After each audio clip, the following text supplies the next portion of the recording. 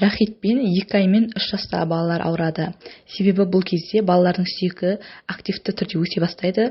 Осы кезде D витамині жетіспеушілігі салдарынан сүйектерде кальций мен фосфордың зытылмасы процесі бұзылады.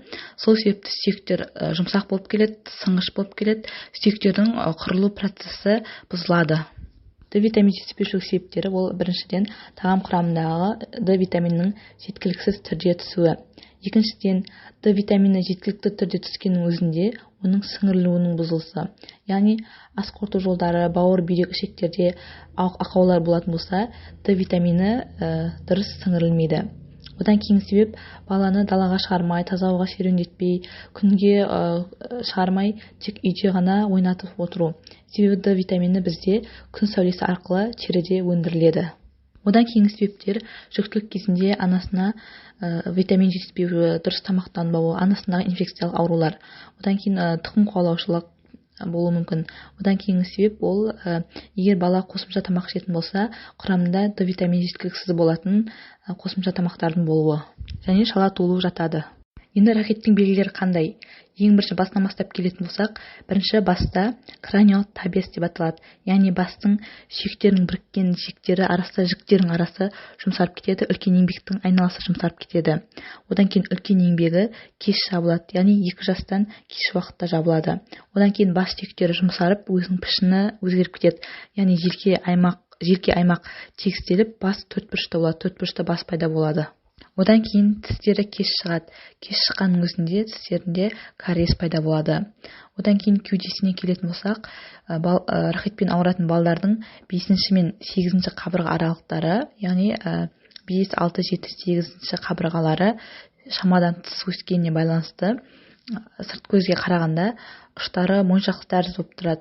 Соған байланысты рахиттық таспиқ деп аталады. Одан кейін кеуделері төспен бірге алға қарай майысып, құстың төсін құрайды. Құс төсі деп аталады. Алға қарай майысып тұрады.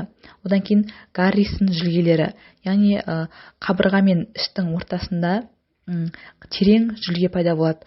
Бұл сүйектері шет жақтары жалпайып кетеді, ал кеуденің төменгі жағы ұлғайғанның әсерінен пайда болады. Одан кейінгі бұл бұлшықеттердің тонусының төмендеуі.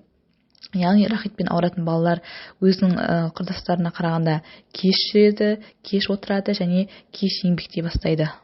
Одан кейін омыртқалардың қисаюы, яғни лордоз, кифоз, сколиоз сияқты омыртқалар доғаланып, майысып, әртүрлі бүкірліктері болады.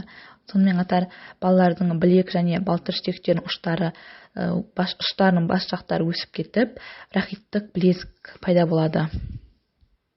Одан кейін іш қуысының бұлшықеттерінің тонусы нашар болғандықтан іштері үлкейіп, құрбақа іш сияқты болады.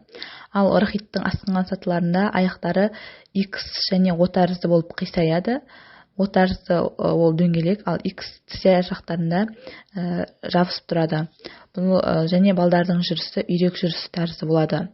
Бұл айтылғандардың бәрі сүйек жүйесінде болатын өзгерістер.